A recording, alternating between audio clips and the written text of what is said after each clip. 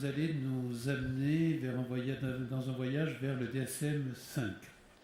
Tout à fait. Donc, d'abord, merci de l'invitation. Merci, Monsieur le Président. Je ne sais pas si je dois vous remercier parce que votre gestion du temps est rigoureuse, mais difficile pour moi. Mais bon, vous savez, je suis très bavard, ça va être difficile. Je me demande quand vous allez arriver à me faire respecter 20 minutes. Vous serez puni si vous êtes trop bavard. Qu'on peut couper le son, un truc comme ça. Mais regardez là, j'en profite déjà, je vous la montre pour commencer.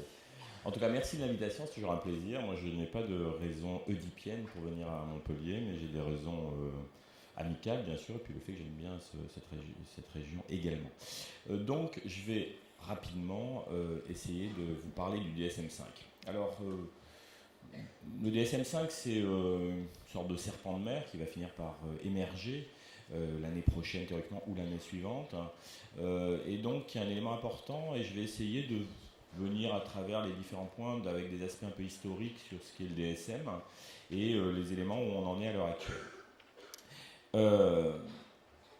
Donc ça, c'est juste pour rappeler un petit peu, parce que je pense que c'est assez mal connu ce que c'est le DSM et pourquoi ça évolue. Et il y a quelque chose que j'ai noté là-haut qui dit la logique et les réalités socio-professionnelles propres à la psychiatrie américaine. En fait, globalement, c'est un vrai élément historique important. C'est-à-dire que la réalité d'organisation de ces classifications, elle est basée bien évidemment sur la volonté d'organiser le champ nosographique, la volonté de produire un peu d'ordre dans quelque chose qui est parfois difficile, dont il est parfois difficile de saisir les enchaînements dans les relations entre les maladies par exemple, mais aussi sur des aspects extrêmement sociaux de l'organisation de la psychiatrie. Et c'est une vraie difficulté parce que ça entraîne des effets marqués qui sont parfois difficilement compréhensibles. Et la première édition du DSM, vous voyez, après la Deuxième Guerre mondiale, elle était vraiment marquée par différents facteurs qui ont abouti à cette classification, qui étaient notamment l'évolution des modes de pratique. Vous le voyez, une évolution des modes de pratique, d'une pratique qui était principalement institutionnelle, asilaire, à une pratique qui s'étend dans une activité psychiatrique dans d'autres endroits, avec la prise en charge d'un élargissement de la population touchée par la prise en charge psychiatrique. Premier élément. Et deuxième élément, l'utilisation, la décision d'utiliser le soubassement de construction théorique produit en termes de classification par les psychiatres américains, militaires, et notamment les psychiatres de la marine, qui avaient tout un tas de classifications, de modalités de codification des maladies, enfin des patients vus, qui étaient beaucoup basées, bien sûr, sur une logique, enfin je dis bien sûr, pas forcément évident, mais sur une logique de réaction. Réaction à un traumatisme entraîne trouble, et donc une logique de cet ordre-là. Donc en fait, la conjonction d'une modification de l'activité et de l'influence d'un type de pratique et de ces pratiques militaires a abouti à la production d'un outil qui est vraiment basé après, dans lequel il y a une grande importance des aspects psychosociaux, psychodynamiques, etc., dans la représentation. Donc en fait, on voit quand même le soubassement de classification très marqué par ça. Je trouve que c'est intéressant parce que après, on se pose tout un tas de questions. Pourquoi ils font ça, pourquoi ils font pas ça, et c'est un élément important. Après, il y a eu différentes versions du DSM. Donc en 68, il y a eu une autre version, et en fait, il n'y avait pas grand-chose de nouveau, hormis d'une volonté d'harmoniser avec la classification produite par l'OMS, donc la classification internationale des maladies, la CIM, donc la l'ICD en anglais, dans sa 8e version à l'époque, et en essayant de faire des changements, donc pas de changements radicaux. Donc 2 versions, on se retrouve face à ça. Et puis, on arrive au début des années 80, et la production de la 3e version du DSM. Et dans cette 3e version du DSM, il y a vraiment un changement, une sorte de changement paradigmatique, qui est basé sur différentes prémices. Les éléments importants, c'est premièrement le fait qu'il y a eu des études menées par l'OMS, mais aussi des études menées par des psychiatres, notamment américains, qui démontraient, fin des années 60, début des années 70, qui démontraient l'absence justement de consistance du diagnostic. Vous aviez beaucoup plus de chances d'être diagnostiqué schizophrène lorsque vous étiez aux États-Unis qu'en Angleterre, par exemple, et puis d'autres aspects culturels un peu différents, enfin en tout cas des variations entre les pays extrêmement importants. Donc ça, c'était un premier élément. Deuxième élément, les modèles psychosociaux, les modèles psychodynamiques devenaient insatisfaisants pour un certain nombre de chercheurs, mais aussi avec le développement de la psychopharmacologie et la nécessité de critères diagnostiques opérationnels beaucoup plus spécifiques, une problématique importante. Et puis, des critiques qui faisaient jour avec la nécessité de rectifier ça, justement à cause de cette difficulté de diagnostic. Dans les années 60, il y a toute une littérature qui dit la maladie mentale, c'est un mythe qui a une fonction sociale, et en fait, regardez d'ailleurs, les diagnostics, c'est n'importe quoi, etc. Donc il y a toute une littérature, en particulier dans les revues de psychologie américaine, une littérature polémique bien sûr, mais sous-bassement scientifique, qui était assez important. Donc en fait, on arrive au DSM, et donc avec cette notion d'approche athéorique dont on a fait Flores, en disant ouais mais être théorique c'est déjà être théorique, etc. Bien évidemment, mais une fois de plus il faut essayer de remettre les choses dans une perspective un peu historique, et c'est pas c'est un point de vue, hein. L'idée c'est de dire on va essayer d'ordonner les symptômes sans hypothèse éthiopathogénique, parce que justement on ne peut pas considérer qu'on a des capacités à produire des hypothèses éthiopathogéniques ou physiopathologiques. Donc ça c'est un élément important. Alors ça aboutit au DSM-3 avec cette tentative de définition justement des sous-types cliniques, et donc il y a un nombre de sous-types cliniques qui est très supérieur, il y en a pratiquement 3 fois plus par rapport au DSM-2, par rapport à la deuxième version, et l'idée c'était de les rendre extrêmement homogènes avec des définitions étroites et une hypothèse comme quoi il y a peut-être un processus éthiopathogénique commun. Et avec un pari qui est justement extrêmement risqué, mais qui était intéressant de dire les données de la science vont permettre, une fois qu'on a fait ces catégories, vont permettre de déterminer, donc si on raisonne à l'envers, en tout cas dans un raisonnement qui tient compte des difficultés justement au travail à l'identification physiopathologique et éthiopathogénique et l'absence de biomarqueurs, et en disant on va produire ces catégories, l'homogénéité clinique est peut-être un garant de la présence d'une physiopathologie commune, au moins, et à partir de ça, la science va nous aider, tous les progrès, la génétique, avec beaucoup de moyens mis sur ces éléments-là, va nous permettre de produire des biomarqueurs et va nous permettre de confirmer ou d'infirmer les catégories produites.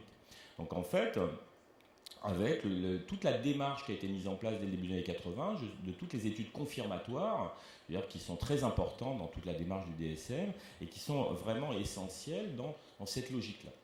Alors le DSM-4, c'est pas de changement du tout. DSM-3R, puis DSM-4, pas de changement paradigmatique, simplement une accentuation de tous les traits de la démarche du DSM-3. Donc on est 15 ans plus tard, enfin pas tout à fait 15 ans plus tard après la publication du DSM-3, et donc l'idée c'est vraiment recherche systématique dans la littérature de toutes les données qui sont confirmatoires ou qui infirment les catégories qui avaient été produites, réanalyse des données, puis lancement de grandes études par rapport à cela, avec probablement, comme je l'ai mis, une amélioration méthodologique, mais aucun changement conceptuel réel, donc aucun changement de paradigme, et une position plutôt conservatrice. Tout simplement parce qu'en fait, on se retrouve avec des catégories et on a une difficulté à produire l'information qui permette éventuellement de les changer ou de les faire évoluer. Alors, Kupfer et Taz, c'était en 89, alors Kupfer est maintenant le chairman qui reste en charge du développement du DSM-5, quelqu'un qui est très reconnu, réputé par sa rigueur, la rigueur de son développement, a donc de façon importante défini cette évolution du DSM comme une sorte de spirale, vous savez, avec la notion d'essayer de générer des informations qui font évoluer les choses et pour essayer de s'approcher de la réalité authentique des troubles.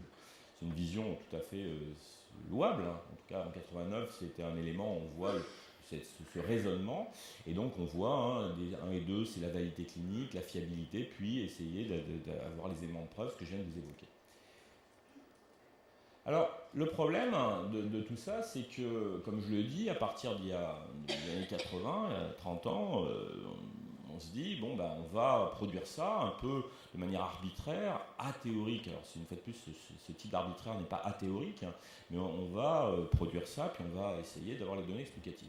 La difficulté, c'est que les progrès et les promesses autour notamment les biomarqueurs ou de l'éthiopathologie et la physiopathologie ont montré que c'est quand même extrêmement complexe et on n'a pas obtenu d'éléments qui soient suffisamment convaincants et qui permettent, à proprement parler, d'avoir une approche explicative. Ça, c'est le premier élément. Le deuxième élément, et ça c'est souligné dans un édito de la présidente de l'APA en juin dernier, Carole Berstein, qui dit qu'il y a une véritable réification des catégories diagnostiques.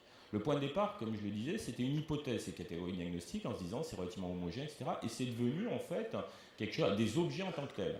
Des objets non réellement modulables, avec des enjeux de leur modification qui dépassent bien largement la volonté initiale des auteurs. Au début, c'était on essaie de grouper, on est homogène, on produit quelque chose, on espère ça va nous donner un outil de compréhension, et en fait, c'est devenu véritablement des enjeux en soi-même, et on voit bien d'ailleurs tous les débats autour des différentes catégories qu'il y a un problème. Et puis le dernier élément, c'est que justement, pour faire des catégories homogènes, on se retrouve avec, on descend à un niveau de sous-type, on émiette totalement la clinique, et en fait, on se retrouve avec tout un tas de patients qui rentrent dans aucune catégorie. Alors ils existent quand même, c'est bien ça qui est ennuyeux, hein, je veux dire, on est obligé de les soigner, c'est vraiment un vrai problème, mais on ne sait pas quoi en faire. Donc ça, c'est vraiment, on voit quand même une limitation importante. Alors, le DSM-5. Alors le DSM-5, comme vous l'avez remarqué, d'abord, première remarque, vous avez remarqué qu'on est passé des chiffres romains aux chiffres arabes pour la noter.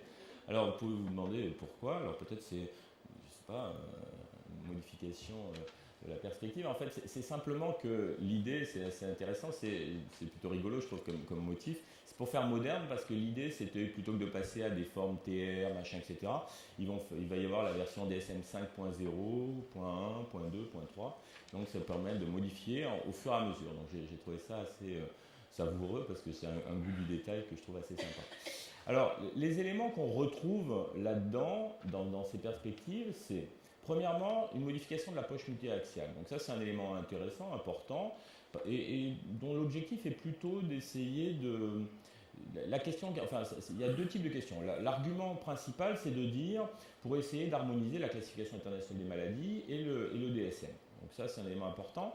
Il y a une question très importante sur la notion d'axe 2 et la problématique de l'axe 2 autour de dire,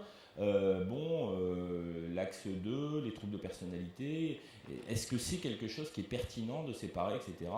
Et en fait, malgré tout, donc, ça a été décidé comme ça, mais on se rend compte que le débat autour de cette décision est quand même un débat probablement qui a été un peu édulcoré. Alors, persistance de l'axe 4, persistance de l'axe 5, bon, c'est des éléments importants, c'est toute la logique multiaxiale du DSM, qui à mon avis est une logique pertinente dans les objectifs, mais voilà, donc ça c'est quand même un premier changement important, et en particulier, comme je le dis, le fait que cet axe 2 n'est plus identifié, trouble de la personnalité, mais rentré de manière un peu générale, et donc comment on peut faire avec ça, c'est un élément. Deuxième élément, ça c'est un... Vous savez, donc, dans la démarche du DSM, il y a eu donc... ça a pris beaucoup de temps, il y a eu beaucoup de débats, il y a tout un agenda, il y a eu des groupes qui ont travaillé avant, etc. Et l'année dernière, il y a eu l'ouverture d'un site, dsm5.org, où les travaux étaient exposés, et puis la possibilité d'interagir. Et à l'issue de l'exposition de ces travaux, il y a eu tout un tas de travaux ultérieurs qui ont traité toutes ces informations, et la constatation que c'était véritablement difficile de toutes les catégories qui apparaissaient, etc. Donc c'est la proposition, et ça c'est récent, ça date du début de l'été, de proposer une métastructure. Alors c'est quoi une métastructure ? C'est l'idée de dire que toutes ces catégories sont trop figées et que justement cette réification que j'évoquais des catégorisations que du DSM-4 est un problème, et donc malgré tout on devait conserver ces catégories pour une question de représentation. Ça veut dire quoi? Ça veut dire que l'idée qui avait été évoquée, c'est de dire mais toutes ces catégories, finalement, on n'en a eu que des effets péjoratifs parce qu'en fait, d'une certaine manière, ça bloque la recherche parce que ça nous empêche de réfléchir, ça devient un objet pesant, donc il faut peut-être les supprimer. En même temps, ça devient très compliqué parce qu'après, on change totalement de mode d'appréhension des maladies, et la question c'est est-ce que c'est plus pertinent de travailler, par exemple, uniquement en multidimensionnel sans avoir de catégorie. Donc la décision qui a été prise, c'est de garder cette notion de grande catégorie, et donc cette métastructure, parce qu'il y a un caractère compréhensible. Donc en fait, il a été défini des clusters un peu larges, qui sont organisés. Alors leur mode d'organisation, c'est, je vais vous donner la liste juste sur la dia suivante, c'est survenu au cours de la vie et organisation par contiguïté en fonction des hypothèses éthiopathogéniques. Et donc c'est ça, alors je suis désolé mais bon, il y en a pas mal, et on voit donc, on part des désordres neurodéveloppementaux, puis le spectre de la schizophrénie, puis bipolarité, puis désordres dépressifs, etc. Et on voit jusqu'à paraphilie, autre désordre. Ça veut dire quoi? Ça veut dire donc l'idée, cet ordre-là n'est pas fortuit. C'est pour ça que je l'ai repris in extenso de la façon dont c'est présent sur le site. C'est un ordre qui a à voir avec une représentation justement de survenue par rapport aux hypothèses éthiopathogéniques et éventuellement de contiguïté. Par exemple, entre schizophrénie et troubles bipolaires, on imagine une contiguïté au moins physiopathologique, voire éthiopathogénique. Et en fait, cette contiguïté est soulignée par la proximité des deux métastructures. Et dans chacune de ces grands clusters, de cette métastructure, vous avez à ce moment-là l'identification aussi des troubles au cours de la vie, etc. Donc en fait, une modalité d'organisation. Et donc en fait, cette proposition de métastructure-là, dans l'état actuel des choses, je vous présente que des travaux en cours, dans l'état actuel des choses, ça serait, on va dire, la liste des maladies, on va dire, qui serait sortie par le DSM-5. Donc la liste des maladies, la liste des troubles évoqués par le DSM-5, et ça serait ça et pas autre chose, pour éviter justement d'avoir X catégories qui sont difficiles à gérer. Avec un certain nombre de choses, vous voyez, qui se sont séparées. On considère que les troubles anxieux et troubles obsessionnels compulsifs ne sont pas les mêmes choses. On voit c'est deux clusters différents, alors que dans le DSM 3TR4, c'était distinct. Donc vous voyez, bon, une évolution. Donc ça, sur cet aspect catégoriel, c'est une différence. Et puis, il y a surtout beaucoup de changements de critères, mais énormément de changements de critères, puis quelques nouvelles catégories.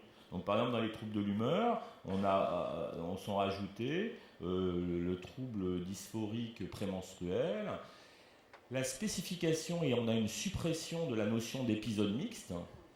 Et en fait, la notion de mixité devient une spécification d'épisode. Ça veut dire quoi? Ça veut dire que vous avez un épisode dépressif qui peut être mixte ou pas mixte, ou un épisode maniaque qui peut être mixte ou pas mixte, mais vous n'avez plus d'épisode mixte en tant que tel. On considère donc que la mixité est plus une caractéristique clinique du fait de sa fréquence, et ça il y a beaucoup de données qui le montrent, plutôt qu'un trouble, enfin une sous-catégorie en tant que telle. Suppression des formes à un seul épisode, suppression de la forme de la catégorie trouble de l'humeur non spécifié ailleurs, et puis l'apparition de ce cluster anxiété-dépression. Alors avec tout un tas d'arguments autour de ça. Donc ça, c'est des nouvelles catégories qui apparaîtraient, qui sont à laisser, entre guillemets. À l'heure actuelle, dans les différentes propositions qui ont été faites dans les 2 dernières années, ça s'est maintenu. De la même manière, dans le domaine de la schizophrénie, il y a l'apparition, alors c'est intéressant parce que là, c'est aussi, on voit l'importance du travail de lobbying effectué par certains scientifiques. C'est du lobbying tout à fait, alors peut-être qu'il y a un lobbying industriel caché derrière, mais bon, j'en doute, je le dis pour plaisanter, parce que je pense qu'on n'est pas obligé de voir la vérité toujours ailleurs.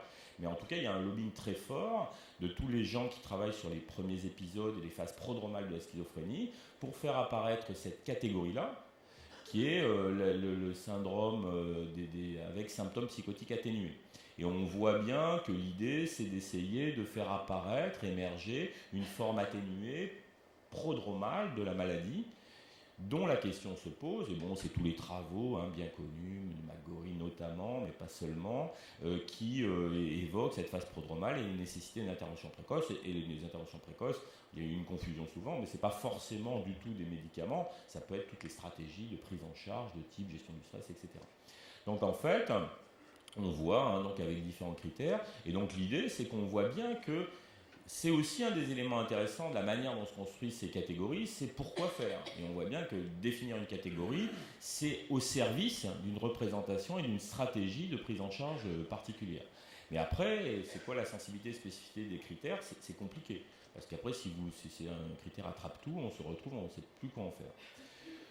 Bon, ça, il y a la disparition des sous-types de schizophrénie. Alors, il y avait tout un débat sur la durée. Je vais passer, compte tenu de mon temps.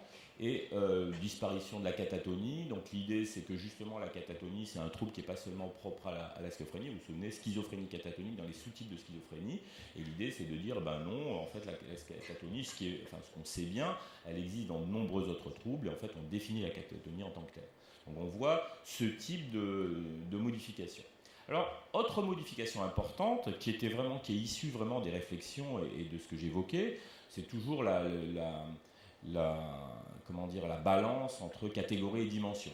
Et en fait, on ne peut pas s'en exonérer, et puis bon, c'est juste la réalité, c'est-à-dire le monde est dimensionnel et on pense en catégoriel parce qu'on ne peut pas faire autrement. On définit des couleurs, et en fait les couleurs c'est juste un élément d'un spectre, et donc ça n'a pas beaucoup de sens en fait de définir des couleurs, mais pourtant comment on pourrait faire autrement? Donc en fait pour le DSM ça a été l'objet de tout un tas de réflexions, et j'évoquais les groupes de travail qui disaient il faut supprimer les catégories, la schizophrénie par exemple ça n'existe plus. Alors, il y avait l'histoire du nom mais pas seulement le nom, c'est les groupes de travail qui a élaboré sur les troubles psychotiques, c'était intitulé, a eu plusieurs réunions intitulées Déconstruire la psychose. Alors c'est une déconstruction pas au sens philosophique du terme, mais en tout cas c'était intéressant de voir qu'on était dans cette logique-là, de cette approche multidimensionnelle. Donc pourquoi pas, mais l'idée c'est qu'on a un peu de peine à réfléchir par rapport à ça. Donc au total, l'arbitrage pragmatique a été de dire, ces histoires de dimensions c'est bien beau, mais on ne va pas pouvoir supprimer le nom des troubles, ça va pas le faire. Et donc dans ce cas-là, puisque c'est pas possible, on va essayer d'utiliser ça et essayer d'identifier des dimensions. Donc les différentes dimensions, ça aboutit à l'idée de dire on va créer des outils. Et vous voyez, les outils, c'est avec une idée que c'est dans un certain nombre de pathologies, de troubles, on a besoin d'outils dimensionnels pour mesurer l'intensité de la dimension clinique évoquée, dans une logique de dire cette évaluation, elle servira éventuellement par rapport à l'évaluation de la stratégie thérapeutique, par rapport à ci, par rapport à ça. Donc les caractéristiques, c'est des outils simples à utiliser, bref, utilisés, complétés par le patient, membre de l'entourage, des situations cliniques, d'accord. À cette distance, j'ai pas lu, donc j'ai bien lu, c'est 20 minutes qui me restent, c'est ça? Non, pardon, je plaisante. C'est 0 minutes. On va dire une, Pierre-Michel. Donc, et donc, on a tout un tas d'échelles qui ont été constituées. Et donc, ces échelles dimensionnelles, j'ai un certain nombre d'exemples. Donc, vous voyez, c'est pas d'intérêt ou de plaisir pour faire les choses, se sentir bas, déprimé. Alors, c'est moi qui ai traduit, penser à se faire du mal. Il y a des outils comme ça pour la psychose, la présence des manifestations, avec l'idée, donc ça, c'est des propositions. L'évaluation du risque suicidaire, avec une classification. Une évaluation plus globale, en sachant que l'idée, c'est d'avoir des petits outils comme ça de première utilisation, de première intention, puis des outils un peu plus complets d'utilisation secondaire, avec des outils qui sont développés dans le domaine de la schizophrénie. Donc ça, c'est des, entre guillemets, work in progress, c'est vraiment travailler pour essayer de développer ces outils. Alors je conclurai sur ces éléments-là, je vais aller un peu vite, mais en fait, ça c'est vraiment un problème extrêmement important. C'est l'objectif évolutif du DSM, c'est cet aspect nosographique. Et quand même, on retrouve dans toute cette évolution, et qui est bien présentée, cette notion de manuel à finalité pratique. Ce manuel à finalité pratique, on voit bien l'intérêt peut-être pour l'identification, et on voit l'utilisation de ces outils dimensionnels par rapport à ça. Il y a quand même un vrai problème, c'est que l'idée que ces outils dimensionnels peuvent être le guide d'attitude thérapeutique. Et en fait, dans la foire aux questions, un frequent asked question, qu'on retrouve, on voit bien que la question qui se pose, c'est est-ce que le DSM va servir à guider les attitudes thérapeutiques? Et il y a une réponse super ambiguë en disant, vous voyez, le DSM, je l'ai mis in extenso, a pour but d'être un manuel d'évaluation et de diagnostic. Toutefois, déterminer le diagnostic est la première étape de la démarche médicale et du traitement, et donc le DSM peut servir à l'efficacité du traitement, etc. Et en fait, il y a quand même tout un débat autour de l'utilisation du DSM comme un outil de guide à la mise en œuvre des traitements, ce qui est un changement de perspective considérable. On n'est pas dans un changement paradigmatique, là c'est vraiment, on passe à autre chose. Et à mon avis, c'est vraiment intéressant de voir, moi je n'ai pas d'avis spécifique là-dessus, parce qu'on est sur des travaux en cours, mais à mon avis, c'est un élément extrêmement important et extrêmement de voir si cette tentation d'un outil global qui permet de faire l'évaluation, la catégorie et aussi les orientations diagnostiques et éventuellement les algorithmes derrière, va être celle qui est l'évolution ou pas. Alors je voulais parler de ça, mais j'en parle pas. Donc pour finir, donc à mon avis, sur le DSM 5, il n'y a pas de vrai changement paradigmatique, on l'a vu. Il y a une tentative d'introduction de ces aspects dimensionnels, etc. Dans la réflexion nosographique, à mon avis, il n'y a vraiment pas d'un changement paradigmatique réel. Par contre, si l'évolution et la finalité vers ces éléments par rapport à la thérapeutique se fait, on a véritablement un changement total d'outils, non pas sur un paradigme nosographique, mais de savoir de quoi il s'agit. Et avec tous les impacts qui peuvent être mesurés sur la clinique, la recherche, l'aspect économique, parce que la réification évoquée des catégories du DSM-4, c'est quelque chose qui guette un outil qui va être mis en œuvre et largué dans les mains de l'ensemble des psychiatres avec la puissance et l'hégémonie de la communication américaine. Donc à mon avis, un vrai problème. Et juste pour conclure, c'est la présidente de l'APA, elle a comparé ce travail au fait de réparer un avion en train de voler, ce qui laisse à penser qu'elle doit être un peu perplexe sur le travail, parce que je ne sais pas comment on fait pour réparer un avion en train de voler, mais probablement ça fait courir un certain nombre de risques à l'équipage. Je vous remercie beaucoup de votre attention.